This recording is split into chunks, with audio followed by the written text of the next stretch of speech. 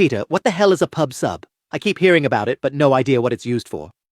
Pub sub, or publisher subscriber, is a communication pattern where the sender doesn't need to know who receives the message. Messages are published to a topic, and any subscriber listening to that topic gets notified. It's used to decouple parts of a system that should react to the same event without creating dependencies between them.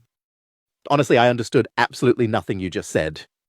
Alright, let me break it down with a practical example. Imagine you're playing Counter-Strike and you eliminate an enemy. It seems like just one simple action, right? But behind the scenes, several things happen simultaneously. The scoreboard system updates your kill count, the kill feed announces you got a kill, the economy system gives you money, and the spectator system switches the camera to another alive player. You could trigger each of these systems directly from the player system, but that approach would make your player system dependent on every other system. Eventually, your code becomes messy, complex, and hard to maintain.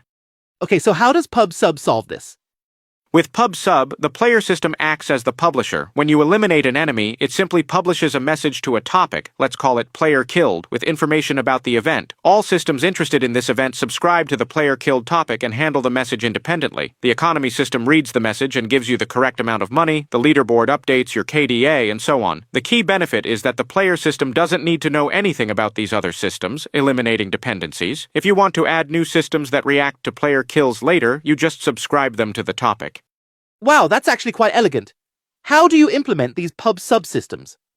At a basic level, a topic can just be a simple in-memory queue. However, if you're handling massive amounts of events in distributed systems, for example, you'll typically use message brokers. These are specialized infrastructure services designed to efficiently manage huge numbers of messages, topics, and subscribers. Popular examples include AWS Simple Queue Service and RabbitMQ.